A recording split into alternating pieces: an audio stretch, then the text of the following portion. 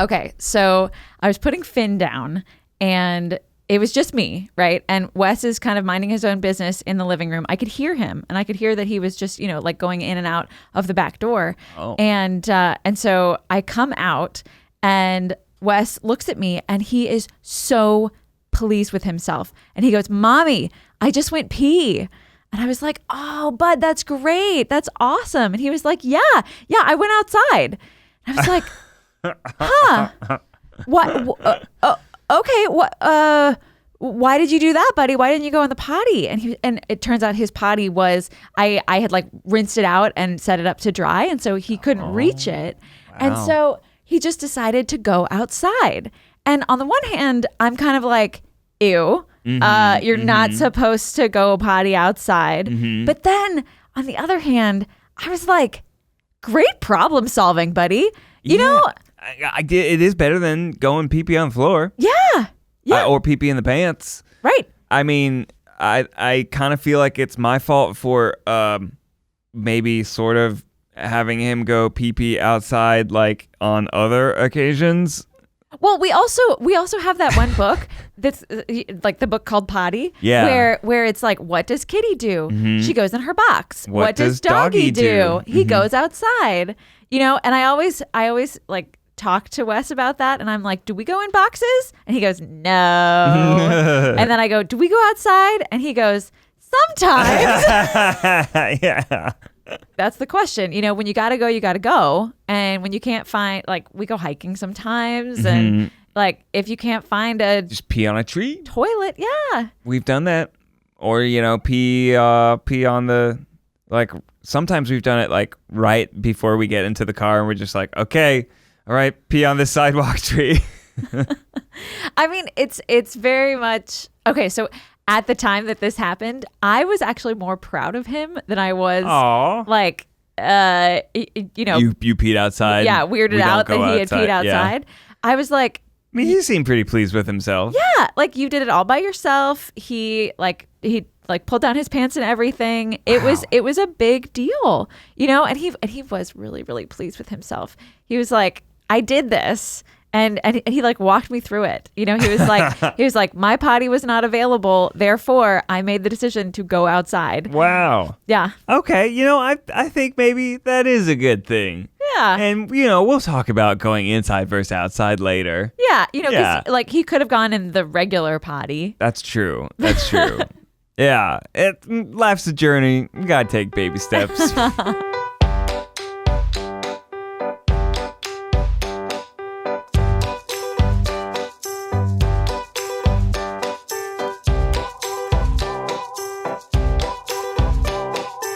Welcome to Baby Steps, the weekly parenting comedy podcast. I'm Ned. And I'm Ariel. Oh, we're parents of a 3-year-old and a 6-month-old. It's all happening. It's chaos central at home. Always in a pickle. Always in a pickle. We've been watching a TV show where you could describe the plots as they're in a pickle now. Sort of a procedural where every time something chaotic it's Designated happens. Survivor. It's like, we thought it was this cool new show, and then I told my dad that I was watching it, and he's like, oh yeah, I watched that. I watched all the seasons a long time ago. That's how life feels sometimes. People make it look cute on Instagram, but we're here to give you the raw, the real, the messy, the dirty. And this week, we're talking about working with kids. I feel like it's one of the hardest things. Let me just specify, working with kids. No, yeah, not like child actors. It's very different from no, not even child actors. Like, somebody who works at a daycare works with kids. We're talking about being a working parent. Because yesterday we just announced, it's very exciting, our date night cookbook. We have been working on it basically nonstop for the entire last year. And it would not have been possible without our amazing nanny. And our parents. And just the village that works around us and allows us to like get our work done. I'm looking at you, Rachel. I'm looking at you, Miles. I mean, it very much is a group effort. So we'll tell you a little bit about the process of how we wrote the cookbook later. But first, we kind of wanted to get into what are the struggles of I almost said working with kids again, being a working parent, because I don't think we talk about it that much. It's like we have this podcast. We want to kind of present ourselves in this void of hilariousness where you're not really thinking about like, hey, they aren't with their kid right now. How are they making this podcast? Because, it's tough to balance and going back to work. I mean, Ariel, did you ever consider being a stay-at-home mom? Oh, that's a really good question. I think I did. I think I did consider being a stay-at-home mom. I considered, what that would mean for my kids and what that would mean for me. But I quickly realized that I am just not that good with kids. Some people are naturals with kids, and that is not me. I get so much joy out of being with my kids. But sometimes if I am like the joy starts to decline when it all does. Day. it's kind of like every day. I need some time, like some space away from them in order to appreciate the time that I do have with them. And I know, that's absolutely a privileged thing to say, because there are people who don't get time with their kids or who don't have the opportunity to like be away from their kids. But that is kind of the happy medium that we've found. I would like to be with my kids all the time. But I think that it's better for me as a parent also to just have a little bit of space to be myself too. I feel that. I have some friends that were stay-at-home dads for like multiple years with a partner that worked a lot.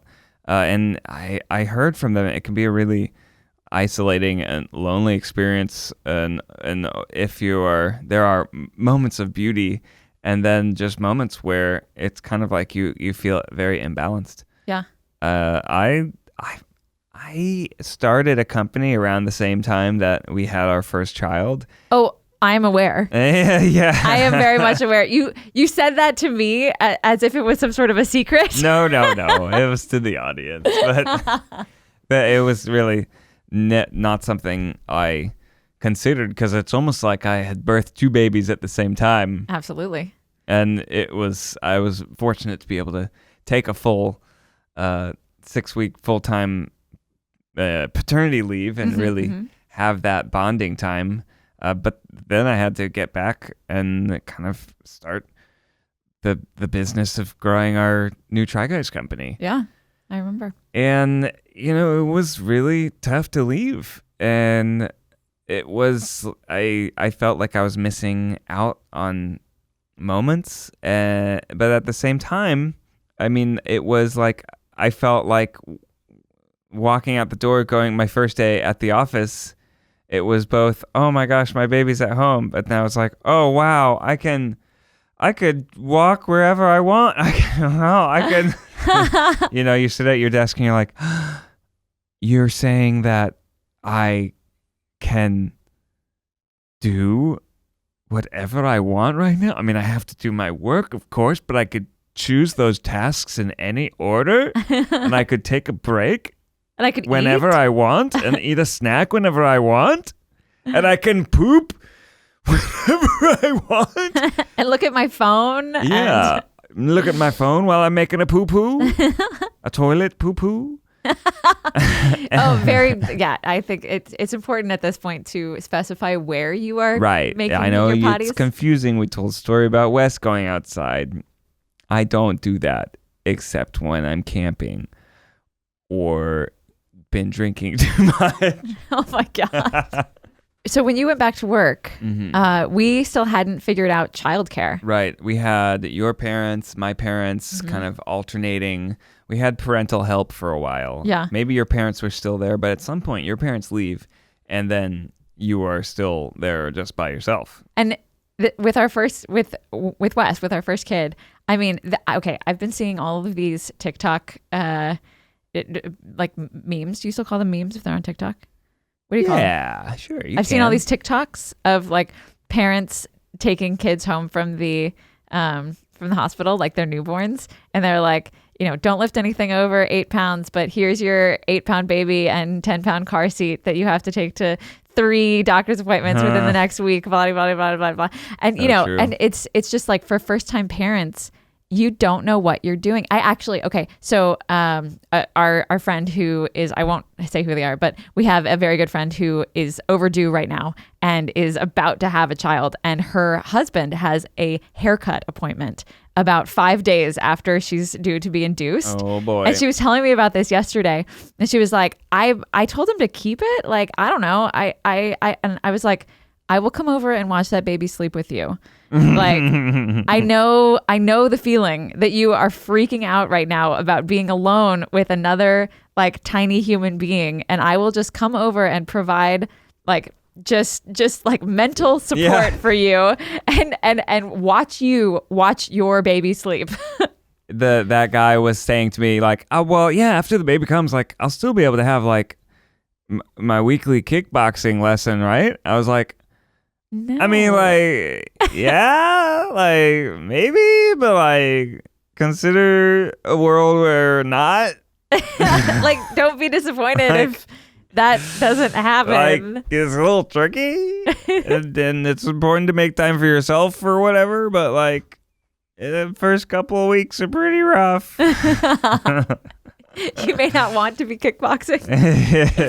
I know very distinctly the feeling that you are going to have 5 days after you bring a 5 newborn days is a home lot from the too. hospital. I mean, that's not very much at all. Yeah, I feel like it took us a while to get comfortable leaving the other person solo. Oh yeah.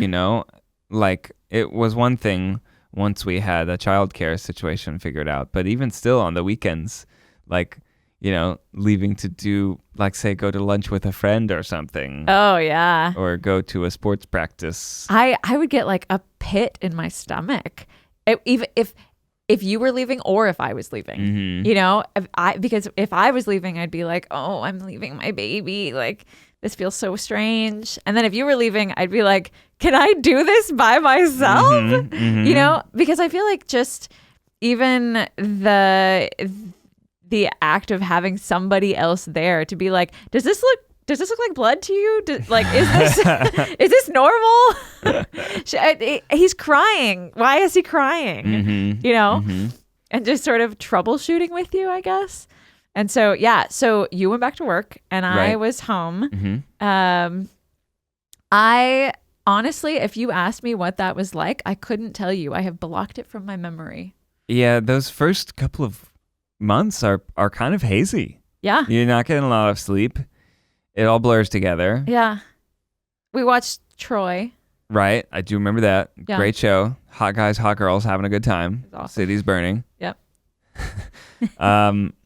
And then we eventually, after a couple more in-law trips, which bless our parents. They're so giving, so helpful. We're so lucky. I know. So grateful that they will want to up and, they both live out of state, so they will come here and live with us for multiple weeks. Yeah. And in those first couple of months, we didn't even have a guest room for them because we were moving into our new house at the same time. Whole other story. Yeah. But let's talk about when we eventually kind of figured out a more sustainable system. At first, it was a nanny share. It was a nanny share, yeah. If you don't know about that, it's a great system where you split the cost of a nanny with 1 or 2 or 3 other kids. Yeah. And it's a great way to save money and also give your little one a little playmate.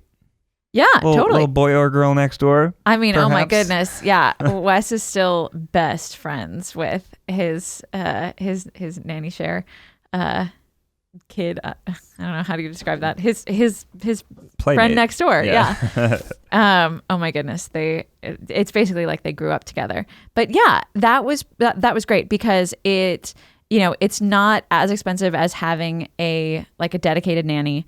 And you are able to share the cost, but it's a little bit easier than toting a kid off to childcare every day. Mm-hmm. And we were able to, I was able to be there because I was working from home at the time. And so I could kind of work and then also choose to sort of be there with our kid as well. What was it like going back to work for you?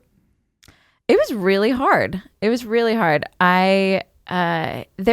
the emotional aspects of going back to work, were of course, difficult because I work for myself. And so I got to choose how much work I was doing. And at the time I had kind of cut off all of my clients. And so I was having to kind of slowly add them back on.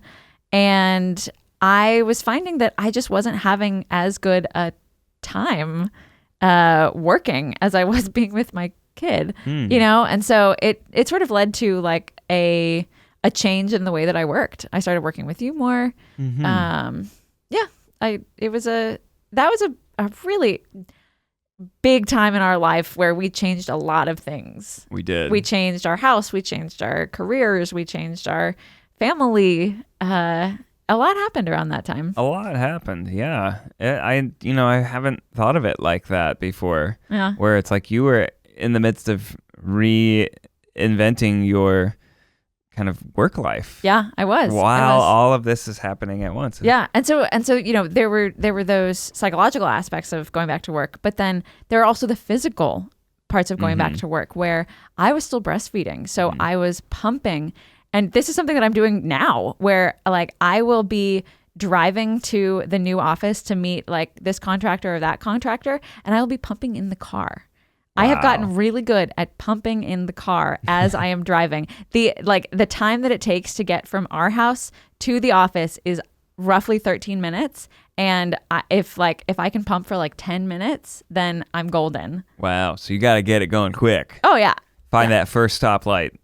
Usually I set up before I leave. Okay. And then, That's smart. Because, I mean, you can't drive and set up the whole pumping system. You get pulled over. You're Officer! I'm so sorry, officer. I do feel a little weird if I'm stuck in traffic next to a semi truck or something and the guy's like, "Sup?" I'm like, and you're like, give me a honk, honk. Honk, honk. Honk, honk. No. That's awkward. Yeah. Pumping is it's a whole world in itself. I mean, that's you are going back to work and you're starting to do tasks, but then you're also constantly kind of interrupted and reminded of you that you're being a mom at the same time. Yeah. Now that we're on baby number 2 and I am pretty set in my career, I like those updates. Oh. I feel like if I haven't heard from our nanny or if I don't know what my kids are doing or how they're doing, it feels weird. Yeah.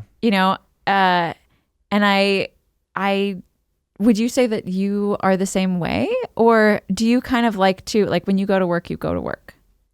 Well, the updates, our nanny will send cute photos of things that's happening throughout the day. They're bittersweet because I like seeing them, but it also makes me sad that I'm not there. I think as the person that works more hours in our relationship, I feel more guilt and negative feelings about work because of it leads to me feeling am I there enough? Am I, especially, we're coming off 2 days of me shooting the Food Network pilot and working, 12 plus hour days.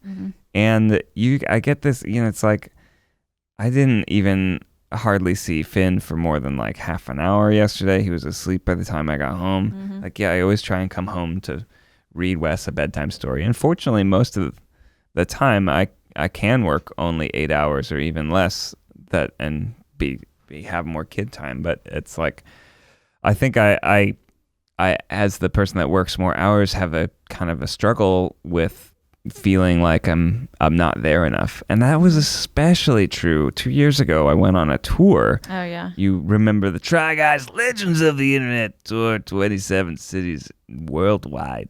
It was awesome, so fun, a dream come true for me. But I was literally on the road and living in a tour bus for weeks at a time. Mm-hmm. I felt like I was going to miss pivotal moments. I thought I was going to miss his first steps. And I remember you were so torn about that. It's really hard. It was just ripping you apart because he was so close to walking. Mm-hmm. You come back and you feel like they've grown up because they were growing so fast, where they're doing new things, and you're like, whoa, when did you start doing that? I don't know. You just feel disconnected. Yeah.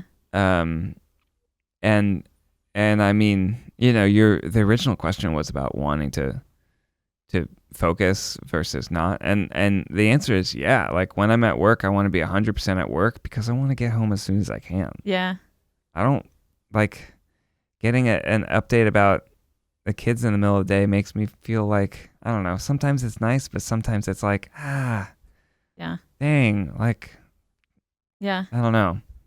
I think we have figured out kind of a good structure for us because yes, you do work more hours. And I think it's important for you to be very focused when you're at work, especially when you're on camera, because you're on for a lot of the day. Right. And so I have taken on most of the like logistical childcare things, working with our nanny to like figure out what they're doing that day and make sure that everybody has food and everybody has, like all that sort of thing. So that you can kind of do your thing, and sometimes we switch. Sometimes I have days that are a little bit more intense. That's true. Yeah. Shout out. You can sit with us. Early morning podcast sometimes. Yeah. Or I mean like deliveries at the office or, right. Other things like that. One funny thing about having a specific child care window, which, I guess some systems might be super flexible, like your parents are there, but our nanny works specific hours and daycares are open for specific hours. Do you ever feel like this stress of having to fit all of the things that you want to accomplish and your work into the hours of, say, 9 to 5? Every day. Yeah. Every day. I am like, I am pushing to get everything done at 4:50. Oh, yeah. And I never want to be late. And so, I'm always like, I finish at 4:45 and I kind of come in so that I can get the lowdown on the day and, kind of reintegrate myself into being home. Yeah, it's an interesting dynamic that you fall into, that 9 to 5 where you're 100% with the kids and then you're not, and then you're doing something else. And that is in some ways is nice because it makes that time when you're not there, you're really focused on the kids. Oddly enough, on days where I don't have as much to do, say I only have like more 5 hours of work to do, and obviously this is different because we're both self-employed, right? If you work at a job, you might have hours that you have to be there whether you have work to do or not,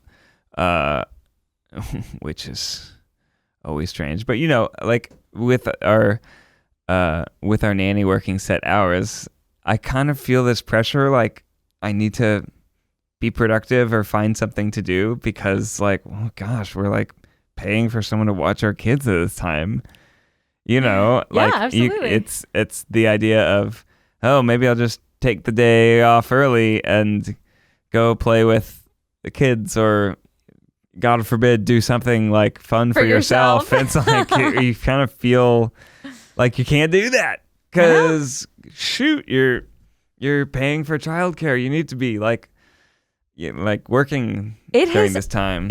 This like 9 to 5 structure has made me so efficient. That's true. At working. Like sometimes I'll be working with somebody else who doesn't have kids and like, they'll take breaks or, just sort of take their time with things. And this happens to me, especially when we're on set or something like that. And somebody is just taking too long to like do something. And I'm like, let's get this show on the road. I have 20 minutes and then I need to be, like I need to be somewhere. Yeah.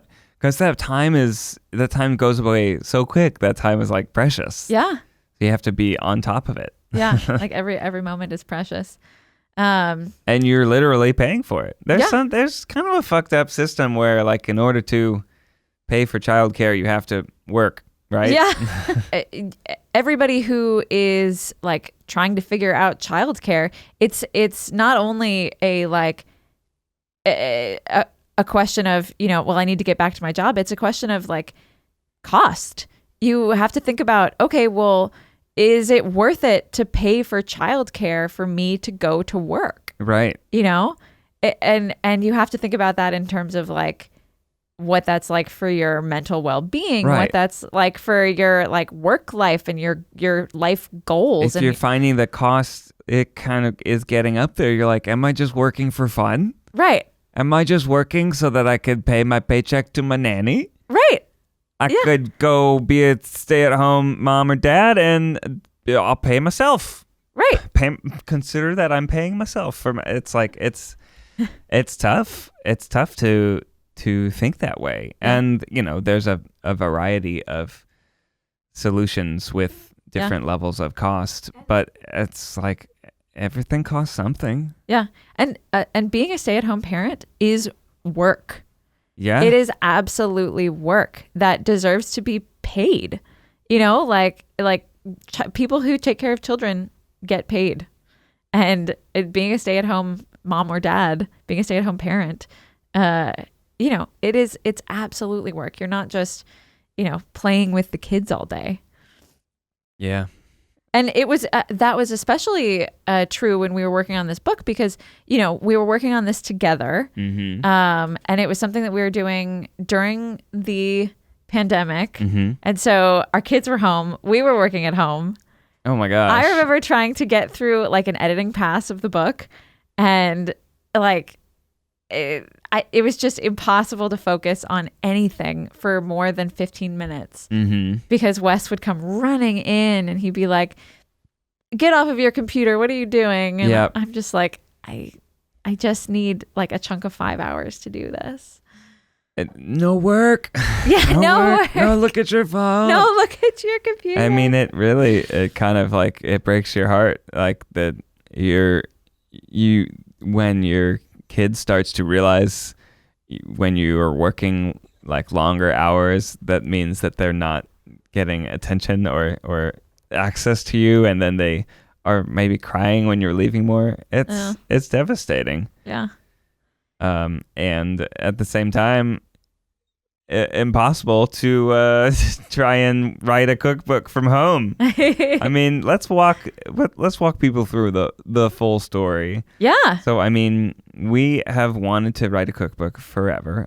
We both are collectors of cookbooks and collectors of recipes too. Mm-hmm. We've been collecting recipes since we met. Anytime we come up with something or try something new, we'll write it down in our little black notebook. Honestly, our show Date Night on the Try Guys channel, where we try and recreate recipes from restaurants at home, that idea came out of like a hobby that we have, where if we go out to eat and eat something cool, we're like, could we try and make this at home? Try to do this. Could we try Yeah. Bestia with their short rib gnocchi, like homemade pasta. right. Yeah. Maybe I'm not about to scoop like bone marrow out of a rib and put it in my gnocchi, but it's definitely inspired us to try making homemade pasta. And to try doing different things and different combinations of things. Yeah. We had kind of dreamed about this for a while, and after I published The Hidden Power of Fucking Up and kind of had that book experience, it was a little easier to wrap our heads around, like, okay, well, if we're going to do another book, like, we're going to want to do a cookbook. Let's see how that process goes. But it turns out it was totally different. Totally different. I remember chatting with our book agent, Jessica, when she came to visit LA at one point. And we were getting breakfast at one of our like favorite bakeries.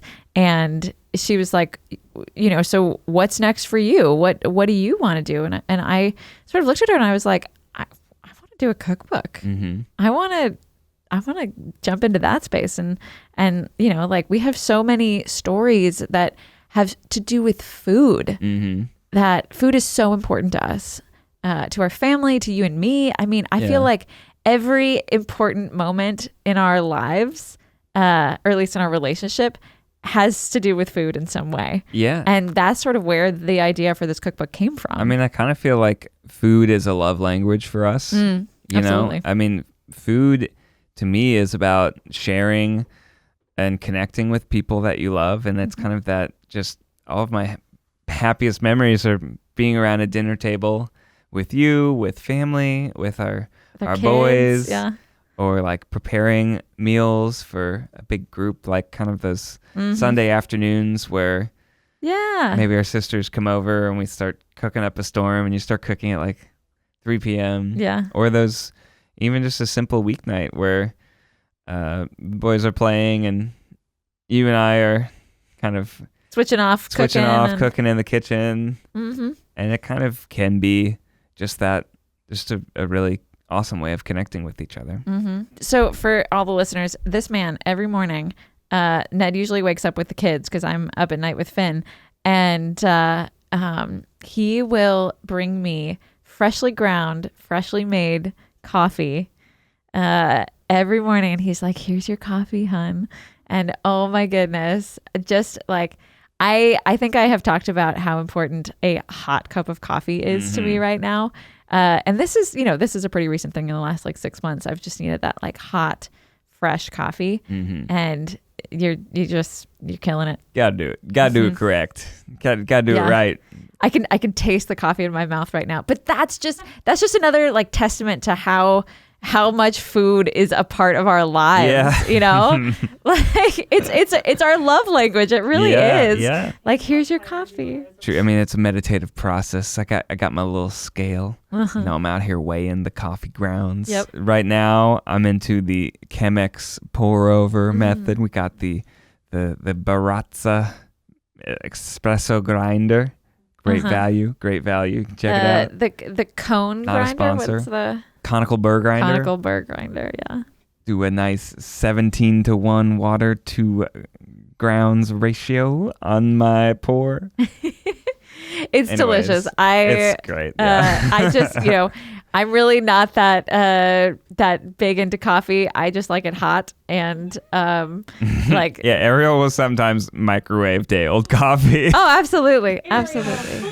We have talked about this before. We got all the coffee nerds up with us, and now just like let everyone down. So it's about the heat. Guys. It's about the heat. It's for about Ariel. the heat. It's about the process for me. Yeah, and it's a meditative process for Ned. It's about the first sip of hot coffee for me. Probably the act of service. If I brought you a steaming cup of microwave coffee, you'd still be like, "Man, my husband's awesome." I absolutely would. Yes. I will. Yes. I would say that right now. true. If you microwaved a cup of cold coffee for me and brought it to me, and you were like, "Here you go," I would be like, "My husband's amazing." So with the way that we got to start thinking about this book was we had the idea to organize the chapters by stages of your relationship rather than appetizers, mains, desserts, that sort of thing. Right. And so we kind of organized it by the types of meals you make when you're single or you're dating, single looking to mingle, trying to maybe impress a date. Then, but also like just the idea that when you're younger and you are like still dating, that the things that you make are a little bit more, or at least for us, they're a little bit more simple. Right. They're you a don't little have as many kitchen gadgets Yeah, from your maybe wedding you've got a registry. smaller kitchen, and unless you used to work at a coffee shop, you might not care what a conical burr grinder is. Okay, so the first meal that Ned made me that is actually the first recipe in our cookbook was this. Which, it's kind of a joke recipe because the meal is not good. It was I mean, it's good, but it's not very elegant. funny. Okay, so Ned was living in a garden apartment in Chicago, and it was like ice cold in there because I think you guys were trying to save money, and so you didn't turn on the heat. Yeah, and you know, it's basically a cement box, and rent was $9.75 a month, split by 2 people. Ooh, damn, that's really good. That's really good. And so we were sitting in his tiny kitchen in our puffy jackets, and Ned he wanted to make like a chicken dish, and so he put chopped chicken into a saucepan, and then poured salsa and canned corn in it and stirred that up, no spices or anything, and then put cold tortillas on plates, mismatched plates, I'm sure, and then poured the chicken and salsa and corn mixture over it, and we ate that. And it was like a college student's meal. It really was. We it really were was. Although 22. I was impressed that you like cooked chicken because at the time I haven't eaten red meat since I was like 17 years old, and so I didn't cook meat that much because I didn't like to touch it, and so the fact that you had like cooked chicken was a big deal to me. I was like, oh wow, this is like he knows how to cook. He's really going the extra he's like mile a chef, here, handling raw chicken. My gosh! Oh, it was so funny. That's fun. And you know, it tasted fine. Yeah, but I mean, it mostly tastes like salsa and corn. Yeah, exactly. And the chicken was cooked through, which was impressive at the time. At least I think it was cooked through. I didn't think to check. Probably is. You It's cut pretty fine. Yeah, it was. As I remember. So we made like a joke of that in the book and like have a 3-ingredient recipe that's very simple, and then do like a bit more involved version, and then our final recipe is a creamy poblano chicken spaghetti, which is something that we've started making. Yeah, and that's kind of like a similar sort of dish. Yeah, it has a lot of the same like taste flavors and things. More complex. Yeah, and woven throughout are these stories from our relationship over 10 years we've been together, and things that like maybe we don't always get to share on camera. Yeah. Things that people haven't been able to hear, and lots of old photos from us as little goobers. Like when we were traveling in South Africa. So I'm sure that people don't really realize that Ned is a garbage disposal when it comes to food. It's true. He will eat anything. Yeah, I mean, you see these spice challenges that we do on Try Guys, and like it's like I don't even care. Like they're like, "Whoa, don't eat that! It's so spicy," and I'm like, "Okay, I won't eat it." I'm ow. Well, but I mean, Ned has been like that since we met, and we have this running joke where every time we travel, Ned eats everything. I want to eat the local specialty. He wants to eat the local cuisine. Whatever it is. And so, like, there was one time that Ned was in Argentina, and you had the blood sausage, and it made you sick for days. Yeah, I have had a history of going foreign countries, eating something, that I'm not used to, and then immediately getting food poisoning. Yes. We took a trip to South Africa, rented a car, circumnavigated the entire country. This was, we had been dating for like 5 months. Yeah. And we stayed there for 3 weeks. It was a big trip. Intense, it was a big trip. But I kind of knew that ARIEL was the one when I was like, so I was thinking about going to South Africa for the World Cup. I have a buddy there. We could stay with him, crash on his couch for a little while, make a whole trip of it. Like, you interested? And ARIEL's like, yeah, why don't we stop in France on the way there? Yeah. I mean, we were trying to get the whole trip. We had like a budget of very little, a very small budget. And so we were getting the cheapest flights we could get. Yeah. And they stopped in Paris for 20 hours. And I was like, well, why don't we just stop for it turns out like it was 72 hours. It was the same price. Yeah, like obviously direct flights were out of our price range. But to stop in Paris, it was the same price to stop for, 12 hours versus 20 hours versus 36 hours. Like there was like a kind of a window where we just spent 2 nights in Paris, very romantic. Yeah, except we were also staying in Super the jet cheapest lagged. places, so Yeah. it wasn't as romantic as it could have been. Right. But it was for us because we was- were in Paris together. That's right. So we were in South Africa and we were staying with a buddy of Ned's and like a friend of I think a friend. we were both sleeping on a twin bed together. We were sleeping on a twin bed together in the same room as your friend. Hot. Yeah. Oh yeah. It was great. It was great. And like a friend of a friend made a lamb curry, and we went over to that friend's house to watch the game on their television, and because like the place that your buddy was staying didn't have a TV or something like that, and so you were eating the lamb curry. You were way into it. Yeah. And then that night, All the, Ned is like, getting meat there's, sweats you know- on this twin bed that we are sharing. And I'm like, are you okay? And Yep. he was like, no, I am not okay. I'm like getting the weird pieces of lamb, the ones that are just hacked up with little bones. I don't know. I mean, a lot of the other people that ate the curry, they were just fine. But I mean, I think my stomach was not used to it, or I don't know. Maybe I caught a bad piece or something. I don't know. Or anyways, got food poisoning. But we had a 12-hour drive that day from... 'Cause we were following the game. Yeah, we were following the game. We're like, we got to get to Durban by sundown. Yeah. Because there's I think we were actually driving to Cape Town. That's right. We were driving to Cape Town from Durban. Yeah. Yeah. And From Tuba. Tuba Tuba. Mm-hmm. Because that's where That's Chris was. where Chris was. Yeah. And yeah, there was a soccer game we were trying to get to the next day, but I was vomiting every hour on the hour. Ariel was driving I had to pull over. by herself like a hero. Our tensions got a little frayed after that. There were definitely moments where I was like, I don't want to be here We right kind now. of started wanting to go home in Cape Town, which is sad because Cape Town's a beautiful I also beautiful got place. into like a fender bender. Oh, that's right. Yeah. Oh, yeah. It was rough. It was a rough time. Mandatory collision insurance. And I it don't know if all had to do with food. you know. Yeah. And so yeah, I mean we have some recipes from travels. Don't think we have a lamb curry in there, but we tell the story. Have a lot of crab recipes from all of traveling to the Pacific Northwest and shucking fresh crab, picking fresh blackberries. Yeah, that's where my family's from. Family lives. Yeah, a lot of different stuff. Also like little relationship tips. Yeah. How to fight fair, how to ideas for first dates and conversation starters, that sort of thing. Yeah.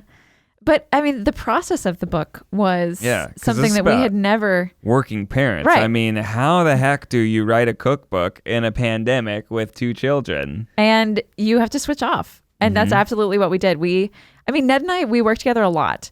And that makes for a very interesting work dynamic.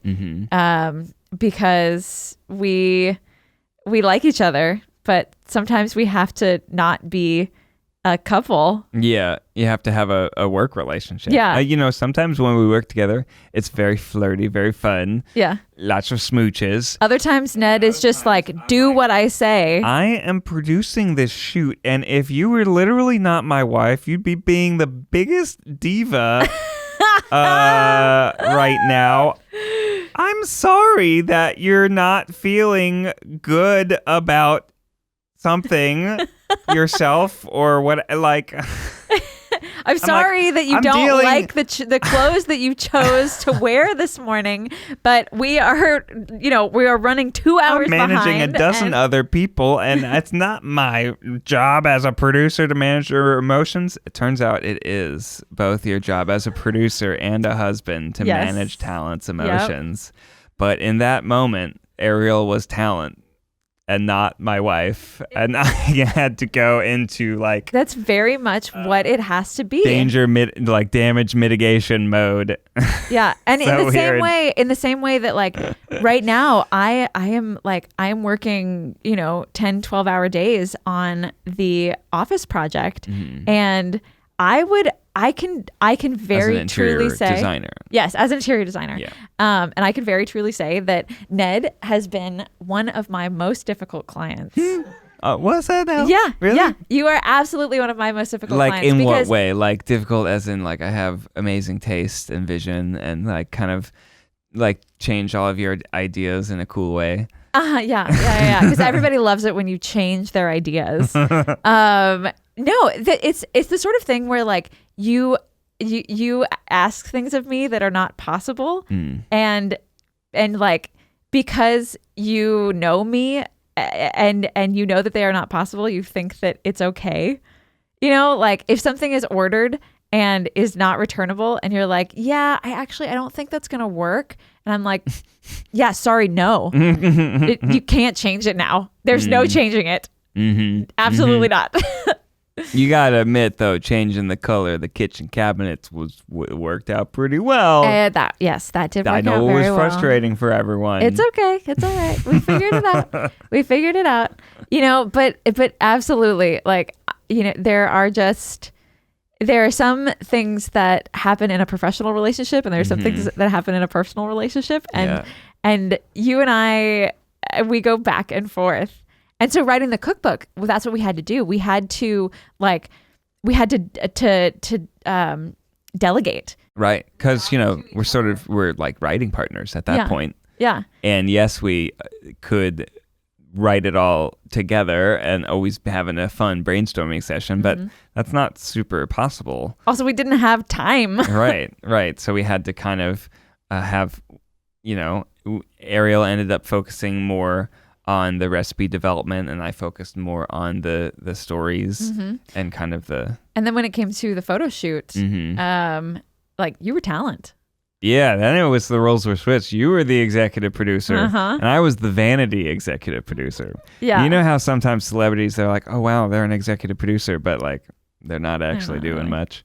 That was me. My main job was to eat the food, be a hand model, and take out the trash. That's right. Because I very important jobs. Didn't know what the schedule was. I didn't know what shoot was next. Photo shoots. That's a very cool thing where a cookbook photo shoot, I thought it was just snapping photos of our food. I was like, yeah, I'll get a nicer camera and then, like, I don't know, kind of be over top of it. I mean, no, it's a whole thing. It takes a bunch of people. A food photographer. You know, they bring in like special lights, and they have a kind of a pole that the camera sits like perfectly top down. There's a prop stylist that was filled by ARIEL in this job, where they're kind of swapping out different plates, different napkins, different colors, forks, and playing with color composition, surfaces. There's a food stylist. This is a very cool job. I mean, this is sort of like the thing where, you know, you hear about in the McDonald's commercial where they squeeze like ketchup that has like plastic in it or something, where it's like just so that it like stays and looks luscious, and it like drips just perfectly. And they spritz things with oils so that it looks like it was fresh off the grill. And I'm like, surely that's not going to happen in our photo shoot. But no, there was like some things that she did that were really interesting, where placing herbs with a tweezer. Right. She had tweezers.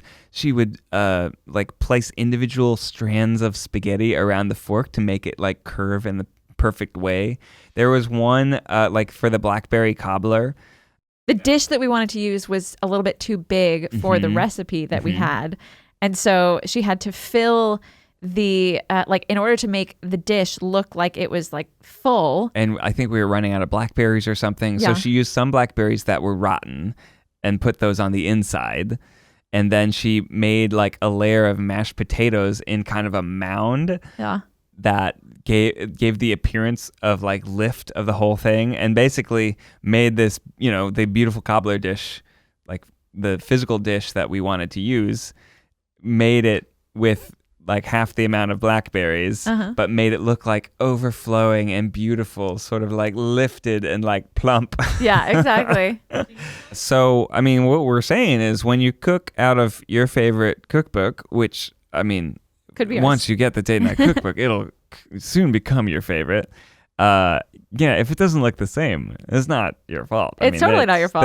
There's a whole team of people making that food look the best it can. Absolutely. Yeah. And I mean, when we cook it just by ourselves, we make it come close. But, you know, cobblers often are a little flat or like concave even, right? It's it comes out of the oven, it looks great, and then it sits there for 20 minutes, and then it sort of like settles a little bit. And the one in the cookbook, it looks like an overflowing bounty of like juicy plumpness, Yeah. and it turns out there's mashed potatoes underneath. And there were some things where she decided not to like cook the meat and instead just take a blowtorch and like sear it on the outside just for the color. So weird, right? So interesting. It's like some things look really good on camera and some things don't. You know, or like the ice cubes, because you're there shooting. You could be shooting the food for like 45 minutes, and it's gonna start to melt. wilt. It's gonna start to get nasty. Like ice cubes melt. So she would use these like silicone ice cubes that look like ice cubes. And then she was like, no, you can't drink that drink because it has there's silicone in it. it. Really, really interesting. And those were fun. And of course, we did the photo shoot in the middle of the pandemic, and I was 8 months pregnant. Yes, that was great. We're just stressed out. The baby's going to come any minute. Yeah. And I mean, so the cookbook has 80 recipes. We did 5 days of photography, shooting about 8 to 10 recipes a day because, you know, they each take about an hour to make and then photograph. But we also, you know, we kind of, and we also did it with like a smaller crew because of like. Oh, sure. I mean, yeah, we just told a couple of people that we hired other cookbooks. They might hire like, you know, you might have 8 people on set all making it happen. Yeah, absolutely. So we were shooting in our house, and so we kind of needed Wes out of the house for most of the time. And so again, with our amazing nanny, she would kind of like take him to friends' houses or take him to the park or something like that. But there was one dish where Wes comes home, and it was a noodle dish that he had had before. And he comes in while they're taking a photograph of it, and he's just got his little toddler hands in the spaghetti. And it is the cutest thing in the entire world. I don't know if that actually made it into the cookbook, but it was so funny. And he had it all over his face. And it was, kids are fun. It is fun. Yeah. And then kind of at the end of the cookbook, we start doing some of our family meals and our timeless recipes that can feed the whole family. We love spaghetti and meatballs. And we do our meatballs. We do all different sorts of meatballs. We do beef meatballs for the boys, as in Ned and Wes. And we also do turkey meatballs sometimes. And sometimes we do mushroom meatballs. Yeah, we've tried mushroom meatballs. They're pretty good. A little bit of oat. It's good stuff. We tell a story about early on dating. Like probably like our 5th date, we went to an Italian place that served a 1 pound meatball. Oh, yeah. And I got it thinking we were going to split it. And then I found out that evening that Ariel doesn't eat red meat. And then I'm ending up eating this entire meatball by myself, trying to like prove how much of a man I am by eating beef. And it was, oh my God, I had such a stomachache and still had to take home half the meatball.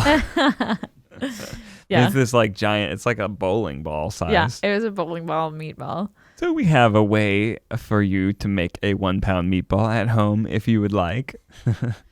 After the writing and the testing and the photo shoot, we finally put it all together. And when we saw the first draft of it, it was so cool because it was a thing. It was like, it felt like it was our like relationship on a plate. It was so awesome. And the photos look beautiful. And there's a bunch of lifestyle photos of us being cute and doing stuff. And all these photos from like 10 years ago that are interesting. Yeah. Making it very much felt like an effort that was a group effort. Yeah, a labor of love. It was a labor of love. You know, your bulletin board was just full of all of the 80 little note cards because, you know, we're trying to map out each chapter to have like a good balance of things. And, you know, out of the 80 recipes, we probably had 120 ideas and had to cut a bunch that didn't really fit for whatever reason. And we were testing recipes, and Wes is helping us make the recipes. And yeah. We're all cooking together, and it was a fun process. We're really proud of it, and I now get to have it like in our kitchen, on our shelf. And we hope that you have it in your kitchen on your shelf too. If you want to learn more about it, you can pre-order it actually. It's live right now at datenightcookbook.com. That gives you bunch of different links so you can order it from your favorite book retailer, and it'll be in actual stores in September 28th, so it'll arrive on your doorstep then in time for the holidays. and we'll be doing some book signings in the fall as well. Yeah. Wow, doing that'll some, be nuts. Doing some giveaways. Or like in person. Yeah. What? And yes, you can enter for a chance to win a free signed book if you use the hashtag Date Night Cookbook and post a photo of, on our YouTube video yesterday, we tried making a peach galette, and it kind of showed that recipe testing process. That's actually a very cool video because it shows footage from like the whole year of us making it. Yeah. We're kind of recording throughout. But yeah, post your photo and we'll pick one, send you a free cookbook. But yeah, check it out, datenightcookbook.com. We are so proud of it, and we hope you pre-order it and have it in your kitchen. You know, take a little piece of us in your home. And for all those working parents out there, you know, keep doing what you're doing. Yeah, it's possible. It's tough, but it's a balance, and you figure out what works for you. Make sacrifices along the way, but it all comes from a good place. And until next time, life's a journey. Take baby steps.